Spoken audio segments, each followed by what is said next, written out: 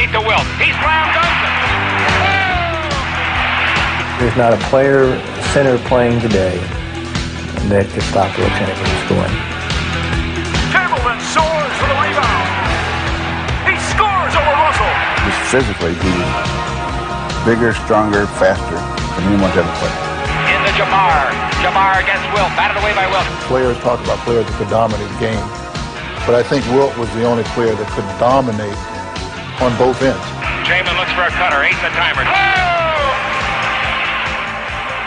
You open up a record book, and what do you see? You see Wilt Chamberlain. Wilt with a finger roll. Wow! That was in awe of Wilt Chamberlain. Of course, I remember being in college when I got the newspaper, and the newspaper said that he had scored 100 points. Well, I thought it was a typographical error. Rebound of Wilt Chamberlain. The big captain's mad. I describe Wilt, and I mean this sincerely, as one of the world's great athletes. And I'm talking about in the history of time. Wilt, the dominant force. A production of NBA Entertainment.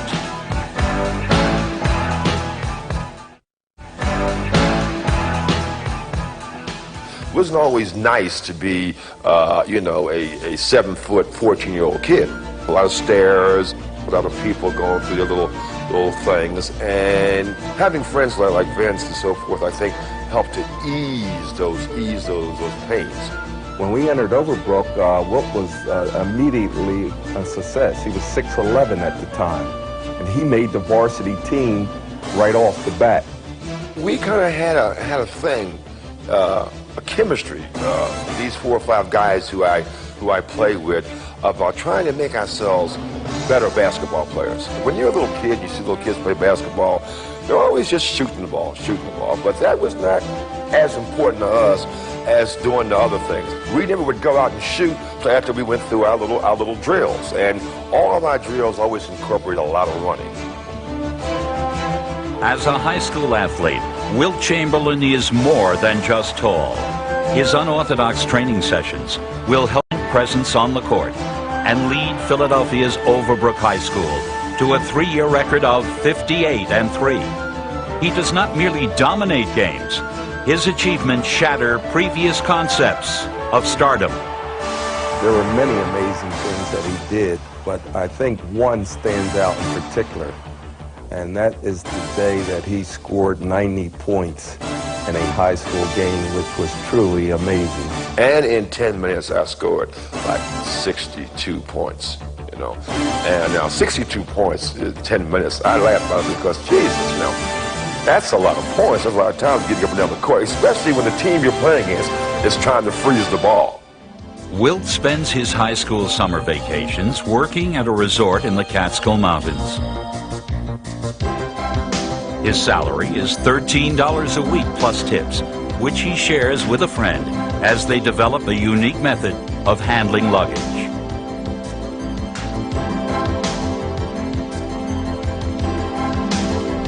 The energy he saves by not climbing stairs is spent on the practice court, receiving personal instructions from coaches such as the Celtics' legendary Red Auerbach.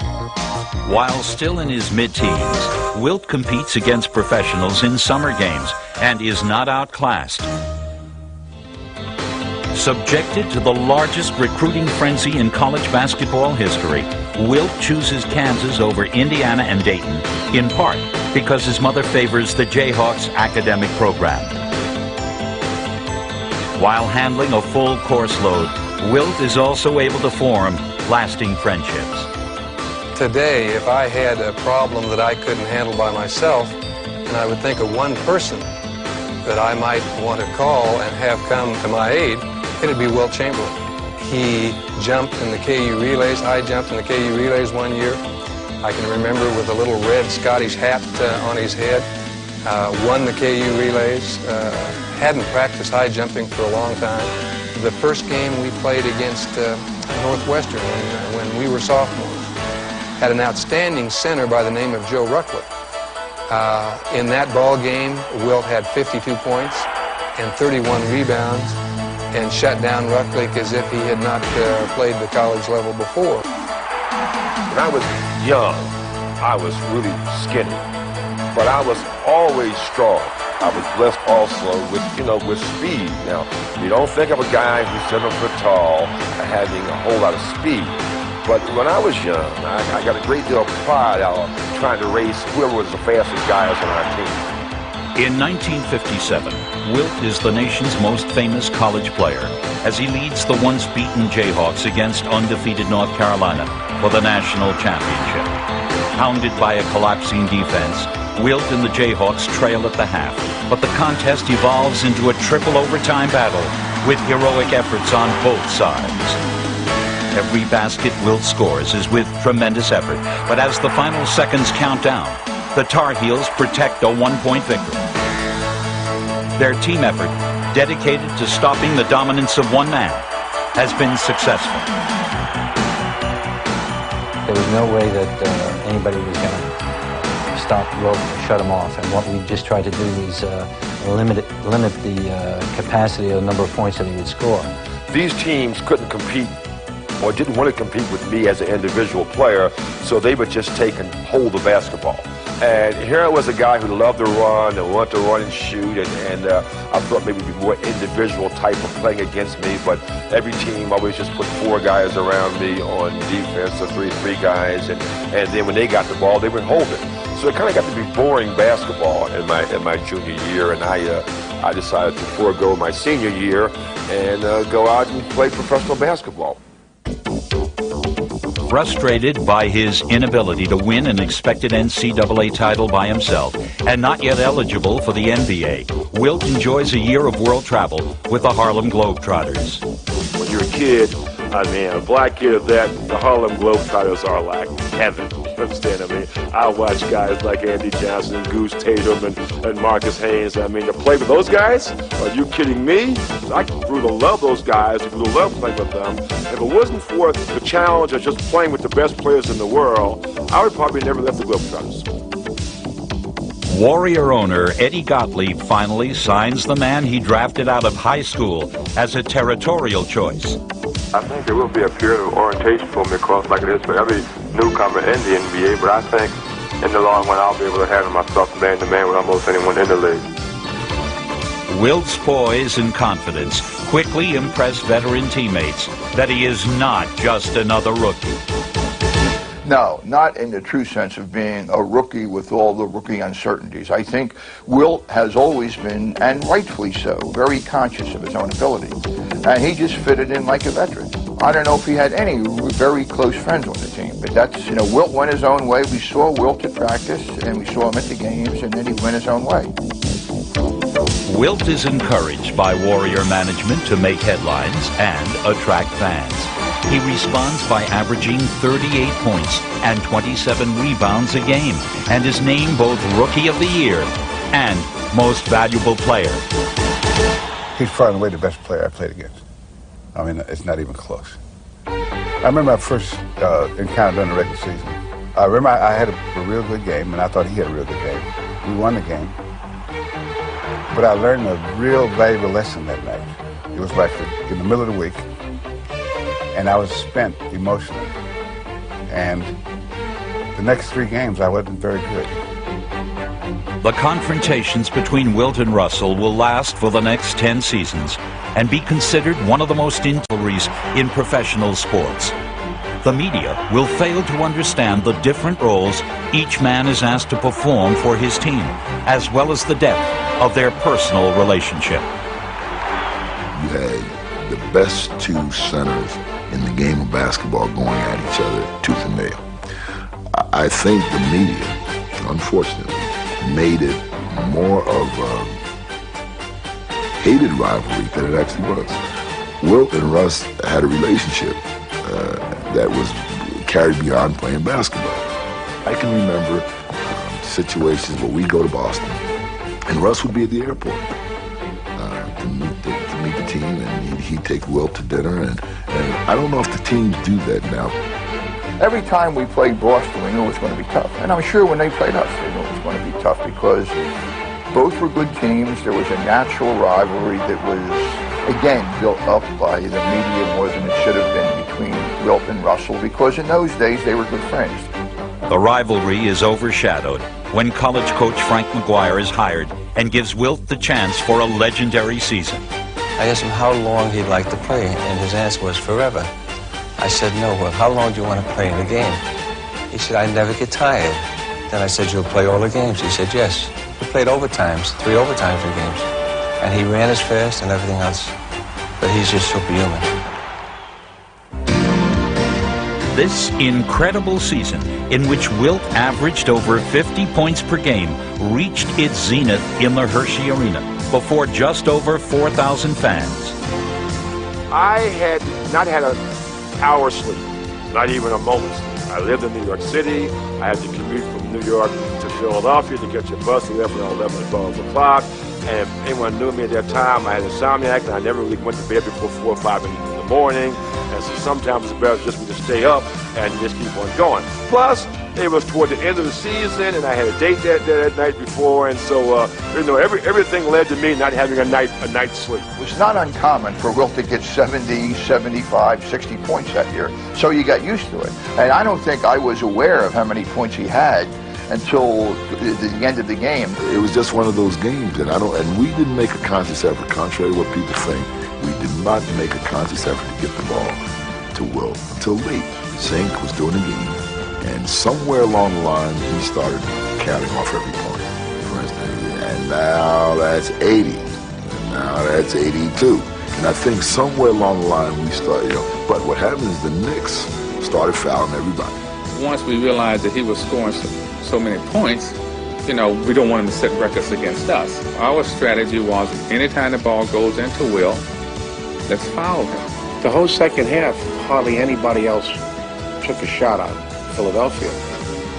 And in fact, it got to a point where they were deliberately fouling us, like in the backcourt to kill the clock so that they could get the ball back again.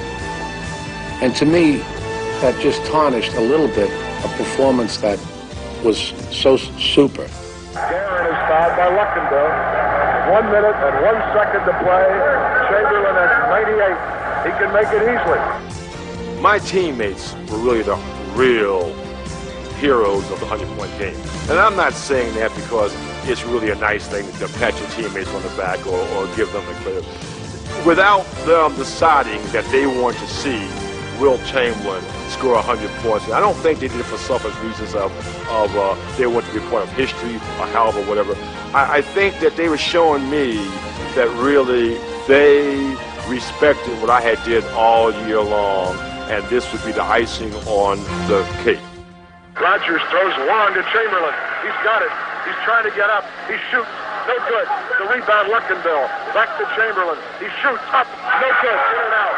The rebound, Luckenbill. Back to Rucklick. Into Chamberlain. He made it. He made it. He made it. A different dunk. He made it. The fans are all over the floor. He's proud by it seems like the hometown of Hershey. I just don't think it will ever be duplicated.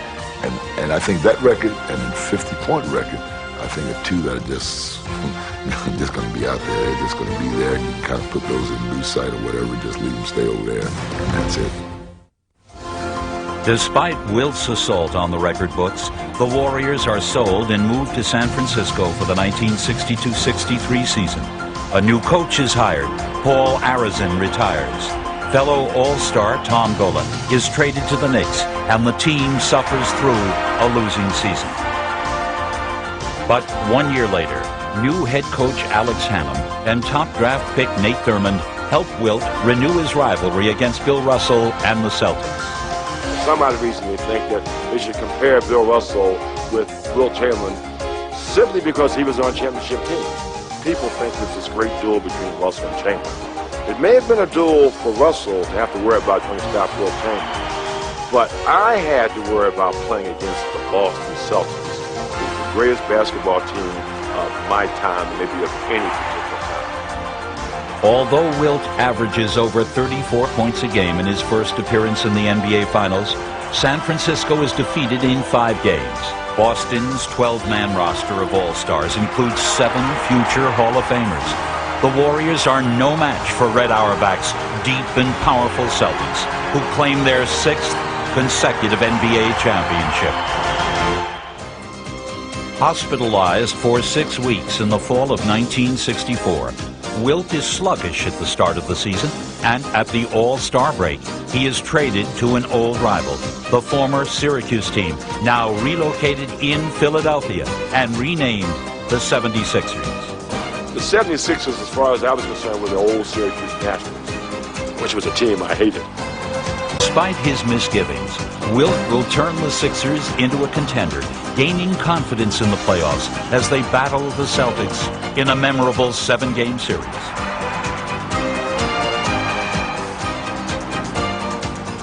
In the last seconds of Game 7, Wilt's dunk cuts the Celtic lead to 1 point. Then an unusual break sets up one of the NBA's unforgettable moments. Greer's putting the ball on play. He gets it out. People Havlicek steals it. Havlicek stole the ball. It's all over. 2 seasons later, the 76ers have built a team balanced and powerful enough to erase the pain of many past defeats. Wilt will be the foundation of what will prove to be a legendary team. It worked out well for me. It was one of the greatest things that ever happened because we end up having, to me, the greatest basketball team that ever performed on the hardwood in the NBA. And of course, the guy who tutored that team was Alex Hannum, who was just a fiery competitor. He got the best out of the whole team. It was a powerful team. Physically, we were awesome as far as strength is concerned. And of course, that started with Wilt in the middle. You got this team and me in the center, and we've been together now for a couple of years. It just all really came together. I think our first 44 games, we were 41-3. The key word there is chemistry. Each guy knew his job and made it happen well. We had the ultimate in a power forward in Luke Jackson. This was a guy who was as big and strong as anybody in the world, with a touch as soft as you can possibly have. We had the greatest one-on-one player that I've had the pleasure of seeing in Chet Walker playing the other forward. And now you go to the guard position, and we start off with a guy named Larry Costello, who had a great 2-hand set shot. And then Larry Costello got hurt, and we brought in Wally Jones. And Wally Jones was just what we needed. Plus, he shot some 40-foot falling down on your nose, head, one-hander that we haven't figured out yet. Hal Greer was a jump shooter like had no equal from medium range. He shot his jump shot from the foul line when he shot fouls. Then you have something that just started to become established in the NBA, and that was the sixth man, and that was Billy Cunningham. And he came off the bench as a white boy from Brooklyn with 5 black guys. I mean, it was incredible. The 1967 Sixers achieved the best record in league history, 68-13, while the Celtics attempt to defend their unbelievable string of 8 consecutive NBA titles. The 76ers never allow Boston a glimmer of hope. For the first time, Wilt's team has the talent and depth to demolish their rivals. The series is over in 5 games, ending with a runaway victory in Philadelphia.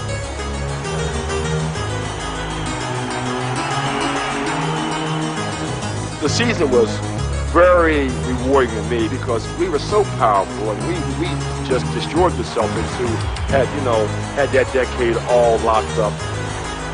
That was the year that the fans got on the thing that Boston is dead.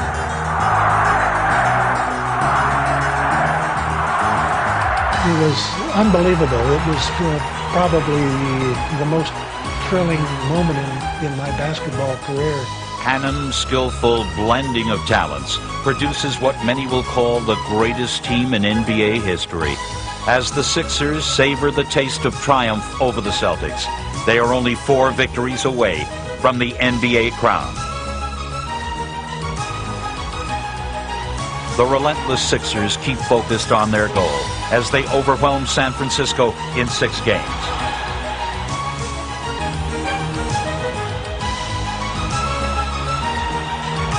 A new NBA champion is crowned for the first time since 1958. Swarmed by his euphoric teammates, Wilt no longer has to hear he can't win when it counts. He has proven to be the leader of perhaps the greatest team of all time. The next season, Wilt leads the NBA in assists, an astounding achievement for a center, but misfortune strikes the team at playoff time. We weren't the same team. You know, we just physically weren't there. We were decimated with injury. Injuries to key players, coupled with the assassination of Martin Luther King on the eve of the Eastern Conference Finals, leaves the Sixers undermanned and unfocused. Their short reign as champions is over. In the summer of 1968, contract negotiations in Philadelphia break down, and Wilt is traded at the age of 32 to the Lakers. I knew that I was now coming to a team that was loaded with superstars of their own, Elgin, Baylor, and Jerry West, to name the two most consummate pros of our time, along with Oscar Robertson and Bill Russell. Of course, this was in the twilight of their careers, and as far as I was concerned, it was in the twilight of mine. As the playoffs begin, the Lakers are heavily favored in the Western Division. They boast three of the game's greatest players, yet on the surface, their success as a team is deceiving. The difficulty of blending the skills of a trio of superstars, each with his own ego, is overlooked as first San Francisco is defeated in 6 games. Then Atlanta is steamrolled in 5. Expectations are high in Los Angeles since the Lakers have played in 5 NBA Finals during the past decade and lost to Boston each time. At last it is felt LA has a center to match Bill Russell. For Celtic stars Sam Jones and player coach Bill Russell, this series will mark the end of their playing careers. The veteran Celtics, who finished a distant 4th in the Eastern Division during the regular season, shocked the Lakers by battling even in the first 6 games. But with the home court advantage in the deciding, LA seems invincible.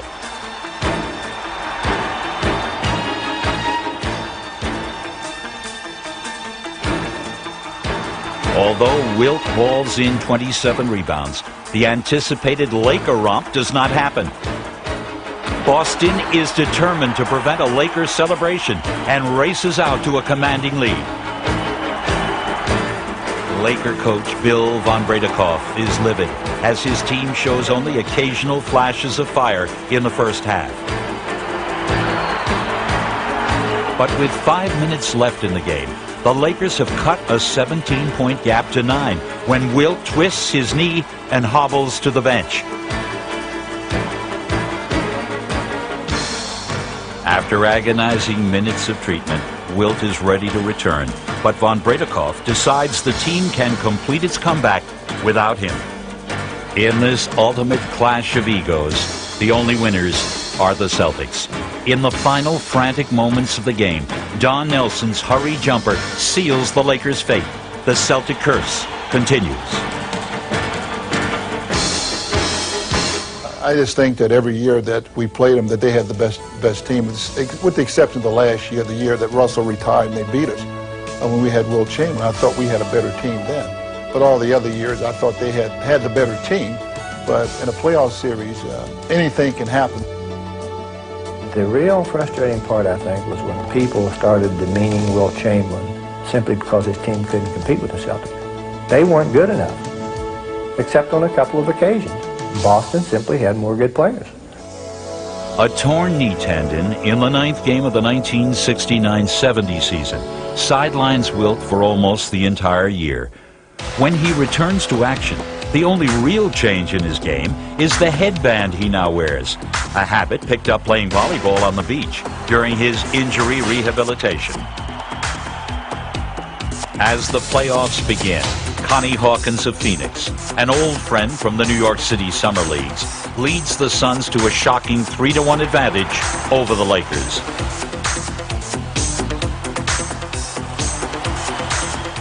Unbelievably, Los Angeles is at the brink of being eliminated by a second-year expansion team.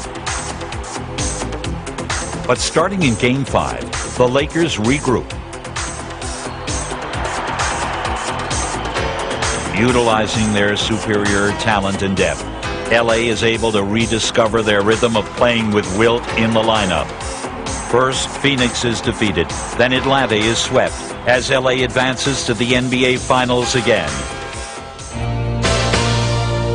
All the elements for a memorable series are in place. New York replaces Boston as the Eastern champion, and the media spotlight shines with great intensity.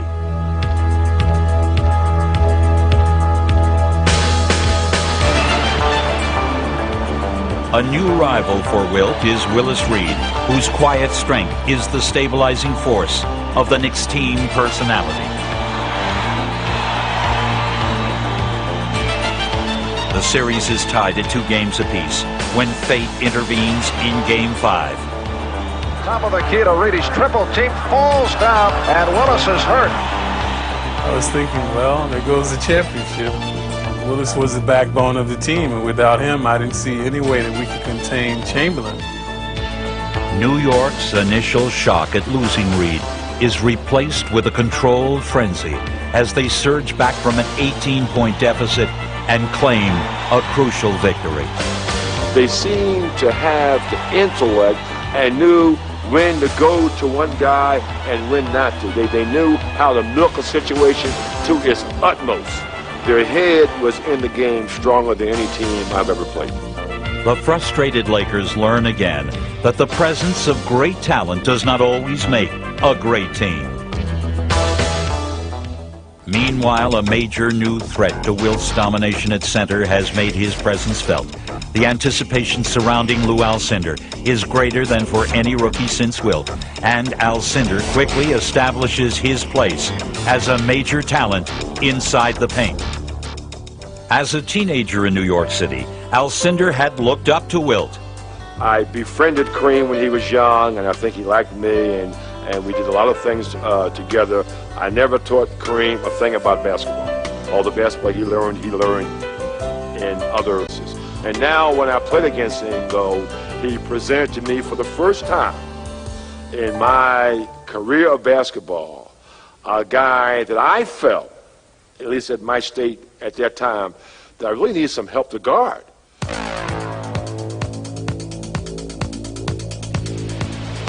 Whether he will admit it or not, he wanted to try to prove to himself and to the world that he was a better scorer than Wilt Chamberlain. What is a better way to prove it than when you go head-to-head against that guy is the outscoring.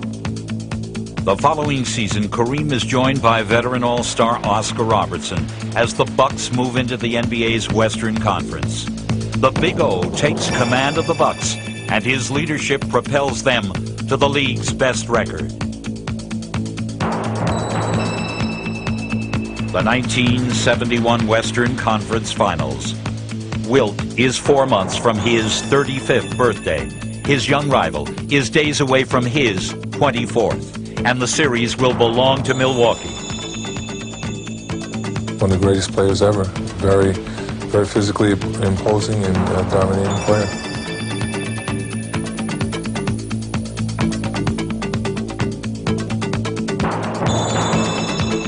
Offensively, when I started playing against him, he was past his prime as an offensive player.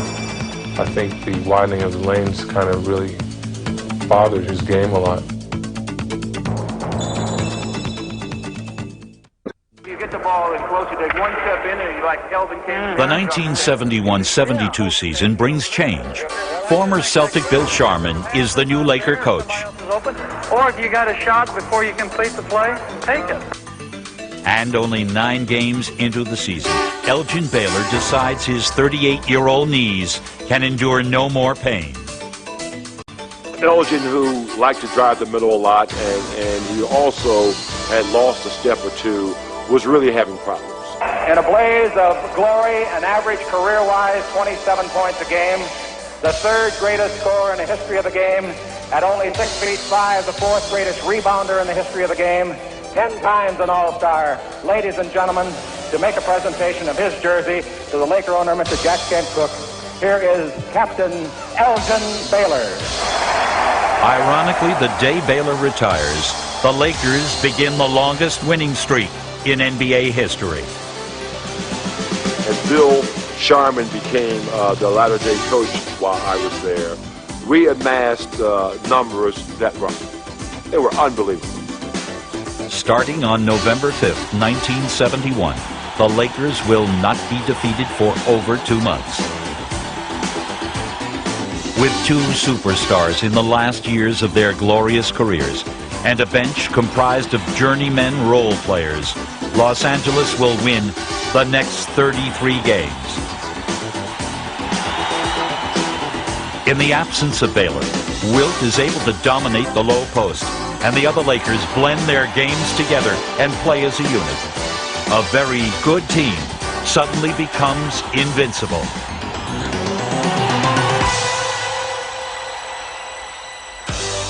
As that streak progressed and grew game after game after game, no matter what took place in the game, at some point during that game, we as a team collectively would figure out a way to win. Everybody was asking, well, when are you going to lose? And when are you going to lose? And it really got to be a mental thing about now we almost hope we would lose a game so we could get off of this when we're going to lose wagon. The question is answered in Milwaukee. Having adopted a new name prior to the season, Kareem Abdul-Jabbar ignites his team as the Bucks erase a second quarter deficit and put the Lakers' streak in jeopardy.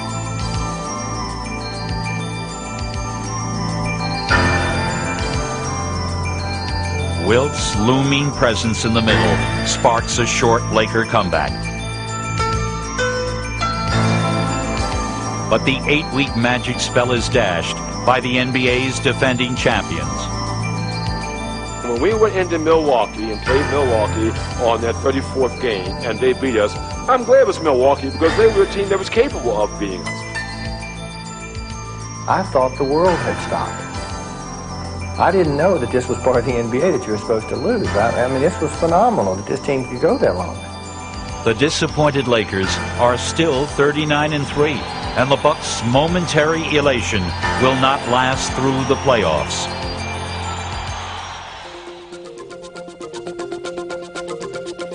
Milwaukee has finished 6 games behind the Lakers, as Los Angeles sets an all-time regular season record of 69-13.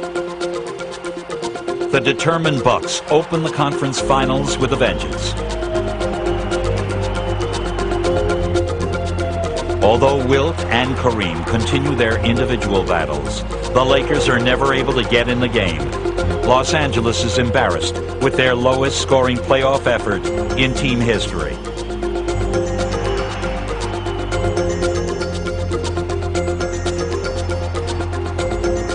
But as Game 6 in Milwaukee begins, the series has shifted in the Lakers' favor, 3 games to 2. Wilt is determined to prove the Lakers will not fold under pressure and sets the tone at both ends of the court for a gritty fourth quarter comeback.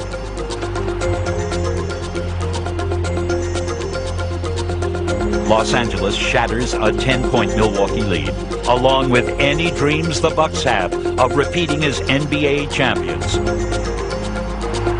Instead, it is the Lakers who sense it may be their time to claim ultimate victory.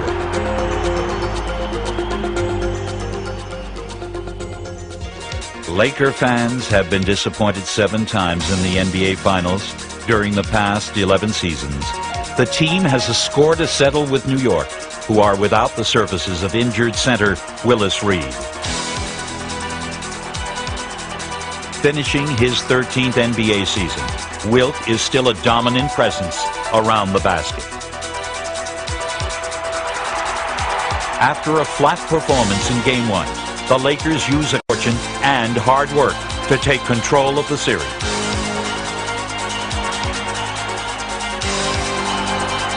We did not have this awesome talent, but we played well together. Bill Sharman, who was an incredible winner and an incredible basketball player in his own right, instilled within us something that we needed. Wilt was obviously much stronger. He was bigger, he was stronger, he was a different kind of player. Wilt was he just did what he wanted to, offensively and everything else. Although the Knicks maintain their composure, the outcome is never in doubt.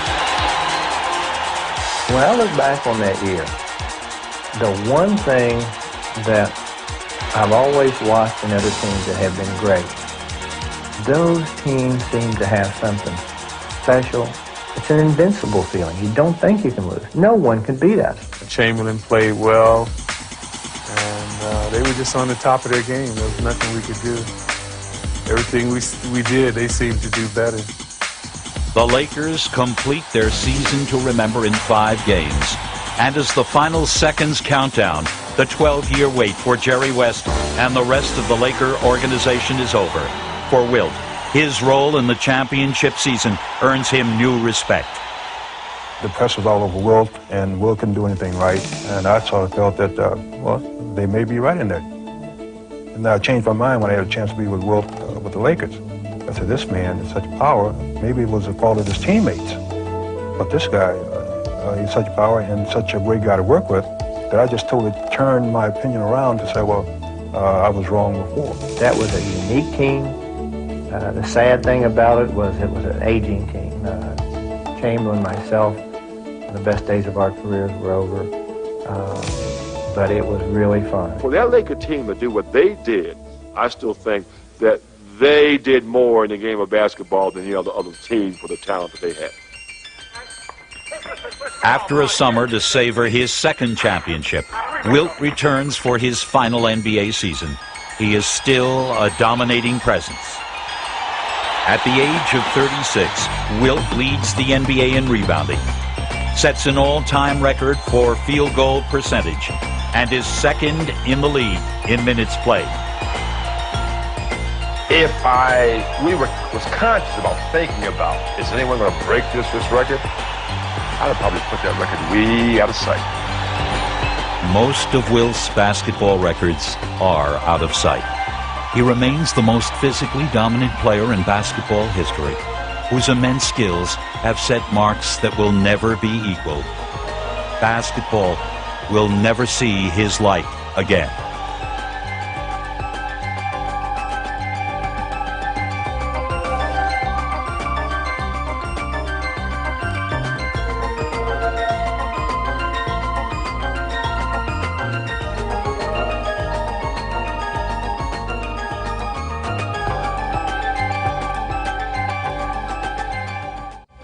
If he played in the league at this point in his career, when he was 25, 27 years old, he would lead the league in scoring, he would lead the league in rebounding, he would lead the league in block shots.